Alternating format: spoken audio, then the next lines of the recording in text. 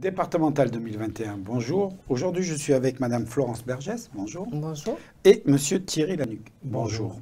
Alors, vous vous présentez assez départemental. Madame Bergès, vous êtes maire d'Amou, Oui. vice-présidente de la communauté de communes Coteau-Vallée de l'Aille, et vous êtes chargée du développement du territoire. Voilà, Voilà. tout à fait. À côté de ça, ça a son intérêt, c'est pour ça qu'on va le préciser, vous êtes gestionnaire administratif au conseil départemental de Pyrénées-Atlantiques. Tout à fait. Ce qui fait que les rouages, vous savez comment fonctionne un département. Voilà. Je sais Donc comment ça sera un fonctionne. atout si demain vous êtes élu. Tout à fait. Alors on va passer à M. Thierry Lanuc. Alors vous n'avez pas de mandat Électif. électoral. Par contre, vous avez quand même un petit CV qui est intéressant puisque vous êtes vice-président de la coopérative Sodial. Donc expliquez-nous, parce que je vais être un peu long, d'habitude je ne présente pas en détail, mais Sodial c'est quelque chose de très très gros. Sodial est né de la fusion de plusieurs coopératives, dont une coopérative régionale que je présidais. Nous avons fusionné en 2014 pour créer la première coopérative laitière française qui détient aujourd'hui les marques Candia, Yoplait, Entremont et qui rayonne sur 70 départements. Donc j'assume la vice-présidence de cette coopérative et je suis le président de la région Sud-Ouest. Donc je tenais à cette précision-là parce qu'on va se rendre compte que l'agriculture, c'est un domaine que vous connaissez, que vous avez des idées et que vous voulez faire beaucoup de choses pour faire un peu bouger, selon vous, ce qui va. Pourquoi la Couleur-Land, justement? Pourquoi avoir choisi Couleur-Land comme étiquette pour aller à l'assaut des départementales? Parce que justement, on est sans étiquette et qu'on n'est pas là pour défendre un parti, on est là pour défendre nos idées et nos ambitions. Et Couleur-Land regroupe beaucoup de sans étiquette et après ça va du radical de gauche au LR et donc on se sent bien dans ce groupe-là. On ne défend pas un parti, là. Cette philosophie de rassemblement en dehors de l'étiquette politique vous a plu? Étiquette très large. Moi, je ne suis engagé dans aucun parti politique, comme le dit Florence. Je me sens bien dans cet univers, au service de tous, sans aucun sectarisme. Et moi, j'ai passé beaucoup de temps au service des autres et c'est effectivement dans cette équipe où je me sens le mieux et que je peux apporter, au travers de l'expérience de mon passé, quelque chose à ce département et aux habitants de la Chalosse. Alors, on va commencer par le social, parce que c'est le plus gros budget du département, donc, et c'est dans ce domaine-là que vous voulez vous engager. Voilà. Donc, moi, j'ai travaillé pendant 15 ans dans un EHPAD, en administratif, et le social, et maintenant, je suis donc depuis quelques années au Conseil départemental des Pyrénées-Atlantiques, au service social. Et là, sont regroupés tous les services, que ce soit de l'aide sociale à l'enfance, la PMI, tout ce qui concerne l'enfant, la personne âgée avec l'autonomie et la solidarité avec le RSA et les aides financières. Et donc, je me sens totalement concernée par cette élection parce que c'est 60% du budget du département, c'est le social, donc je sais de quoi on parle. Voilà, vous sentez que vous pouvez apporter votre pierre à l'édifice. Dans ce côté social, justement, quels sont les 2 thèmes ou les 3 thèmes que vous allez défendre, qui vous paraissent primordiaux si demain vous êtes élu? Déjà, j'aimerais que les parents aient le choix sur le mode de garde de leur enfant. Donc, je voudrais que le département suive les communautés de communes dans les relais d'assistantes maternelles pour tout ce qui est ingénierie et pour encadrer les assistantes maternelles et pour les relais d'assistantes maternelles donc, et les micro-crèches. Je cherchais et les micro-crèches, donc il faudrait que le département accompagne les communautés de communes qui ont cette compétence. Donc nous avons sur notre canton 2 communautés de communes, il faudrait vraiment développer ces modes de garde. Et ensuite, accompagner les assistantes maternelles qui dans leur quotidien, dans la création des maisons d'assistantes maternelles, pour qu'elles sont assistantes maternelles, c'est leur métier. Elles ne savent pas manager, elles ne savent pas faire la gestion. Donc j'aimerais que cette aide-là fasse partie d'un guichet unique avec beaucoup d'autres aides pour qu'elles soient accompagnées, qu'elles fassent vraiment, qu'elles se cantonnent à faire leur métier. Voilà, qu'elles se consacrent à 100% et puis tout le côté plus administratif, démarche, vous voudriez que ça soit un service à part qui puisse les aider comme ça existe dans d'autres endroits, quoi. Voilà. Hein? Justement, au niveau de l'agriculture, dans le social, il y a pas mal de choses à faire aussi vis-à-vis du paysan, de l'agriculteur, je ne sais plus comment il faut dire aujourd'hui. Bien évidemment, le grand malheur dans l'agriculture au niveau social, c'est bien évidemment le renouvellement des générations. Dans la difficulté que connaît le métier de l'agriculture, les crises que traverse le monde agricole, on a un peu de mal à renouveler les générations. Malgré tout, on installe des jeunes agriculteurs dans le département. C'est une bonne chose. On n'en installe pas suffisamment. Il faut revenir à une agriculture vertueuse, rentable et qui soit viable pour que demain il y ait des paysans. Des paysans, ça nourrira la terre et les habitants de ce territoire, mais aussi du pays. Donc c'est en tout ce sens que le social et l'agriculture aura besoin de bras qui viennent d'où qu'ils soient, mais nous sommes prêts à accueillir tout le monde pour participer à ces travaux et cette labeur qu'ont connu nos aînés et que nos jeunes et nos successeurs connaîtront demain. Alors justement, vous parlez des aînés, on continue notre promenade, si je peux utiliser ce terme-là, au niveau du social. On a parlé des jeunes, des micro-crèches, on va parler de l'autre côté, les personnes âgées. Vous trouvez qu'il faut là aussi mieux répartir peut-être la méthodologie? Oui. Pour avoir travaillé 15 ans en EHPAD et pour le voir encore dans les services de l'APA, dans les EHPAD, il n'y a pas que des personnes qui ont besoin d'accompagnement médical. Ce sont des personnes qui viennent en EHPAD. L'EHPAD, c'est un établissement médicalisé. On prend les repas sous la surveillance d'une infirmière. L'infirmière donne les médicaments. Il y a plein de personnes. Je dirais il y a au moins 30% des résidents en EHPAD qui n'ont pas besoin d'être là. Et ils viennent là par défaut parce que le maintien à domicile n'est pas assez développé. Donc j'aimerais que sur notre canton, comme dans tout le département, on puisse développer tous les services de maintien à domicile, tels que le couchage, donc des services qui viennent le soir coucher la personne âgée et pas la mettre au lit à 18 h pour être relevée le lendemain matin à 9 h pour aller dans l'organisation du service. J'aimerais aussi que les personnes âgées puissent habiter dans des logements adaptés. Et là, il faut accompagner les projets privés et publics pour que dans nos communes, on puisse avoir des logements donc, pour les personnes à mobilité réduite, que ce soit personnes âgées ou personnes handicapées, voilà, que des personnes qui souffrent d'isolement ou qui ont des maisons qui ne sont pas du tout adaptées à leur pathologie ou au vieillissement, n'aillent pas en maison de retraite pour ces raisons-là, mais qu'on trouve des solutions, des alternatives avant l'entrée en EHPAD. Alors les EHPAD, j'en profite, comme vous dites, c'est la santé, maison médicalisée, ils y mangent. Et là aussi, travailler sur les circuits courts, vous me disiez, pour donner aussi une qualité de nourriture. Bien évidemment, le circuit court, quelque chose que l'on mettra en avant de plus en plus dans les années à venir. Il y a pas mal de choses qui sont déjà faites sur les circuits courts. Nous pensons très sincèrement qu'il faut les améliorer. Elles sont adaptées à un certain nombre de productions. Il faut élargir la réflexion et se poser, voir comment on peut améliorer les choses. Il y a énormément de choses à faire en termes de ce que j'appelle moi la supply chain, le transport, les prises de commandes et des choses comme ça. Les agriculteurs qui, à mon avis, doivent pouvoir se regrouper pour fournir des marchés un petit peu plus importants. Je crois que ce sont des améliorations qu'il faut apporter au service de tout le monde, y compris des EHPAD, y compris des cantines, y compris avec des produits sous signe de qualité, et y compris avec des produits biologiques. On va continuer pareil, on va faire un peu la promenade. Il faut boire aussi dans les EHPAD. Donc là aussi, la qualité de l'eau, pour vous, c'est quelque chose d'important. Oui. Alors sur la qualité de l'eau... C'est plus lui le spécialiste de la qualité de l'eau. Donc allez-y. Aucun problème, la qualité de l'eau, vous savez, demain, l'eau sera un élément majeur à notre territoire, à notre canton, mais aussi à notre département. Changement climatique, on le connaît, il est là, il est présent, on voit des évolutions très rapides. Demain, on aura besoin de l'eau, mais de l'eau pour tous.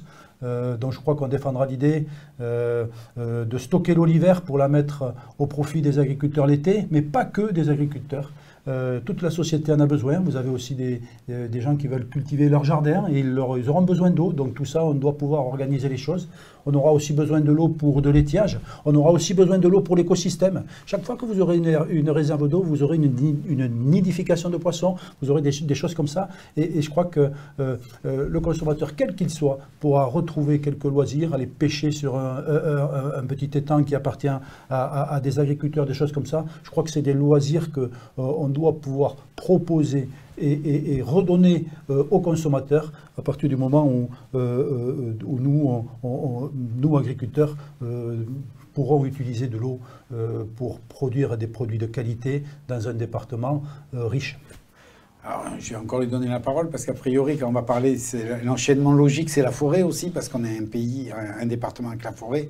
Et vous me disiez que là aussi, il faut qu'on ait un regard sur la forêt moderne et à long terme. En fait, sur la forêt, il y a plusieurs sujets. La forêt, demain, c'est sûr, sera un puits à carbone important pour le réchauffement climatique.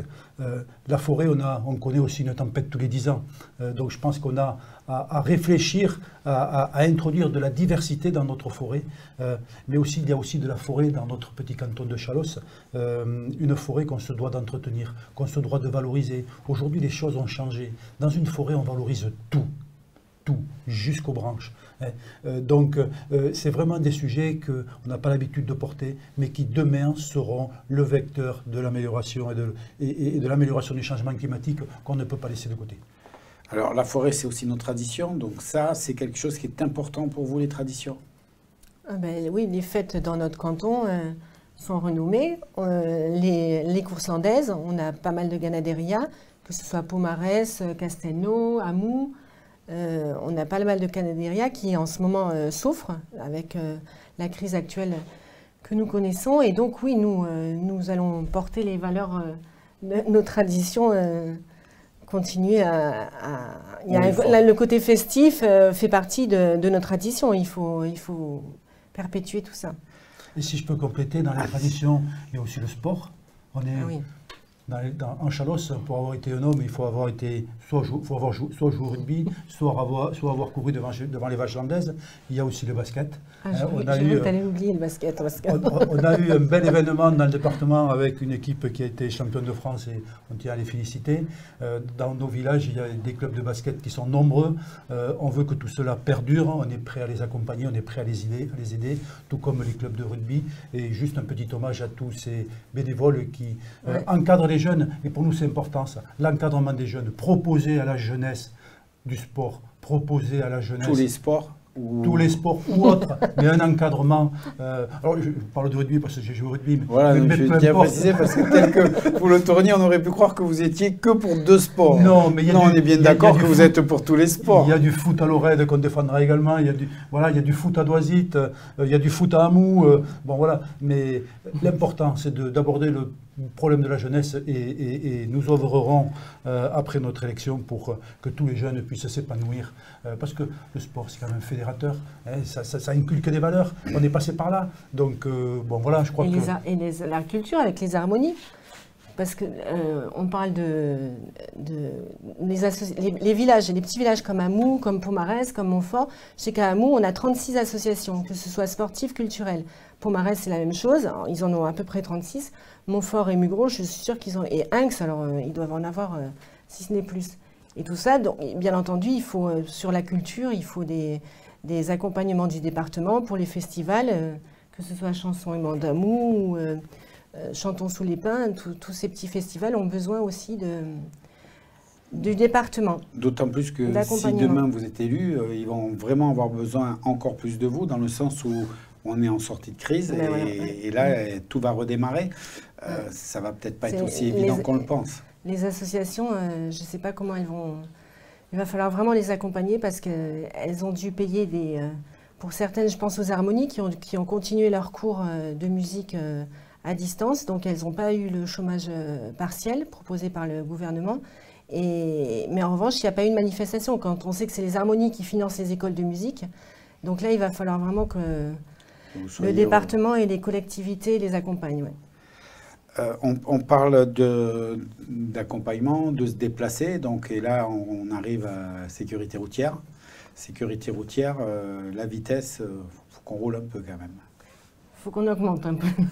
Dans les endroits, bien entendu, qui ne sont pas accidentogènes, ce serait pas mal quand même qu'on revienne aux 90 parce que c'est un peu long parfois, les trajets à Moudax par exemple, ou Mugron, Montfort, Dax, ou Inx à 90. Quand il n'y a pas lieu quand ce sont des endroits où des lignes droites, ou même j'imagine, dans la Haute-Lande, ça doit être, je ne la prends pas régulièrement cette route, mais ça doit être un peu long à 80 km/h. Ouais, à partir du moment où la route est en bon état, qu'on voilà. puisse rouler à 90, pour vous, ce n'est pas un souci majeur, quoi. C'est pas... On insistera peut-être un petit peu sur le fauchage des bas-côtés. Oui, allez-y, là vous avez le droit de tout dire, donc profitez-en. Et puis sur la sécurité routière, on a quelques habitants là, qui nous ont sollicités et même des maires des communes concernées qui nous ont alertés sur le besoin de créer un giratoire sur la route départementale 15. Ce sont des sujets que nous mettrons en avant justement pour limiter les risques et faciliter la vie de tous les voisins. À Ozourdes, à la gare d'Ozourdes. Sur la ligne entre Ozourdes et Clermont, au lieu dit la gare d'Ozourdes. Voilà, il y a vraiment besoin d'améliorer la sécurité de ce carrefour-là. Voilà, ce sont des messages que l'on portera très fort. J'allais dire, votre manière de travailler, si demain vous êtes élu comme conseiller départementaux, comment vous envisagez cette tâche? Comment vous fonctionnerez au quotidien? Parce qu'il faudra aller à Mont-de-Marsan, la capitale, pour travailler. Mais après, est-ce que vous resterez en contact? Vous ferez des permanences? On est des bosseurs, déjà, j'ai l'impression, tous les deux. Et puis, on a commencé à monter un petit groupe de travail de différentes catégories socio-professionnelles. Et on aimerait continuer à travailler pendant tout le mandat avec ce groupe-là pour justement ne pas être, nous, le nez dans le guidon et pour avoir un petit peu de hauteur et qu'on dise fais attention là, il manque ça. Alors, nos discussions nous ont amené à dire on ne sait pas travailler seul, on ne sait travailler qu'en équipe. Et notre petite équipe qui nous accompagne et qui, au travers de cette élection, voilà, sera là demain, à nous de la faire vivre, à nous de travailler avec les communautés de communes, à nous de travailler avec les maires des villages qui composent notre canton. On sait faire. Notre expérience fait qu'on sait faire les choses en collectif. Et donc c'est vraiment ça, c'est le collectif qui nous animera. Alors, comme je vois que le temps passe et qu'on est bientôt à la fin, je vais prendre un exemple de ces discussions. Vous m'avez dit, si demain on est conseiller départemental, nous on va vouloir faire l'état général du foie gras, qui est dans les Landes quelque chose qui paraît assez logique. Qu'est-ce que vous voulez dire par justement ce travail que vous voulez entamer au niveau du foie gras? Il y a de la place, je veux bien. Je vois que ça vous a marqué. Très sincèrement, le monde agricole et la filière avicole et palmipède traverse une troisième crise sans précédent concernant la grippe aviaire. Moi qui vadrouille un petit peu dans tout le pays, on est regardé de partout. Donc je me dis, on est le premier département producteur de foie gras, nous devrons être unis, faire au front, prendre toutes les décisions qui s'imposent pour pas que ça revienne. Les pouvoirs publics nous ont accompagnés 3 fois. Est-ce qu'ils nous accompagneront une 4e fois? C'est pas sûr. Pour moi, les états généraux de l'alimentation, ça devra réunir l'ensemble des parties prenantes de la filière, y compris les consommateurs, pour avoir une vision unie et non divisée. Il n'y a que l'union qui fait la force. Notre force, nos idées, on doit les porter. Nous devons, et c'est le projet que je veux amener, on doit trouver des solutions pour l'ensemble des éleveurs qui sont là. Par contre, ces solutions, elles auront des inconvénients. Il faudra s'adapter. Nous défendrons l'élevage en liberté à condition que l'hiver, on puisse le mettre à l'abri s'il y a un quelconque risque au niveau sanitaire. Ce sont des investissements qu'il faudra raisonner. Chaque fois qu'on pourra faire du photovoltaïque, ça ne coûte rien, ça se paye tout seul. C'est certes une contrainte de faire des dossiers, des choses comme ça, mais on se doit de le faire. Pour ceux qui n'ont pas la possibilité, il faut trouver des solutions légères. Il faut les accompagner financièrement, il faut les accompagner techniquement. Voilà, c'est ça. Et derrière, pour payer tout ça, je pense qu'il faudra accepter d'aller chercher un peu d'inflation au niveau du consommateur, parce que compte tenu des évolutions que l'on voit, la hausse des charges, ça sera nécessaire. Donc, de grâce, nos idées, c'est fédérons tout le monde. Premier département de foie gras, des producteurs de foie gras, ça ne suffit pas. On doit avoir une vision commune, même s'il y a plusieurs segments, plusieurs marchés. Vous avez les producteurs, les vendeurs directs, vous avez des gaveurs traditionnels, vous avez d'autres marchés. Voilà, il faut trouver cette vision-là, être le plus fort. Individuellement, on ne sera jamais assez fort par rapport aux autres. Donc tout un programme qui résume un peu votre pensée générale pour tous les sujets, c'est toujours le mot fédérer et être ensemble. Oui, tout à fait, oui. Ouais. Moi, c'est mon leitmotiv, ça a toujours été le mien, et il a toujours été gagnant. C'est souvent compliqué, mais ça nécessite des échanges, et c'est au travers des échanges, c'est au travers de ces confrontations qui amènent les solutions ou la solution. La vision parfaite, elle n'existe pas, elle doit se construire, et c'est ensemble que nous la construirons. Alors, on arrive à la fin de cet entretien. Je vais vous poser la question que je pose à tous les candidats qui passent sur ce plateau, systématiquement, le 20 juin, il faut aller voter. La première des choses, je dis à chaque fois, il faut aller voter. Quelle que soit notre opinion, il faut aller voter, pas attendre que les autres le fassent. Ils vont être en face de 3 listes sur votre canton, 4 listes, excusez-moi, je m'y perds à force. Ils vont être en face de 4 listes. Pourquoi je dois prendre la vôtre plutôt qu'une des 3 autres ? Je ne suis pas là pour défendre un parti, je ne veux pas placer un parti, mon parti. Je suis là pour travailler. Je connais le sujet, je suis dans mon élément au département et je suis bosseuse et j'ai envie d'y aller. Pourquoi ? Parce que je suis déterminé. Par le passé, j'ai passé beaucoup de temps au service des autres et le temps que j'ai passé au service des autres, je suis prêt à le consacrer aux Chalossaises et aux Chalossais.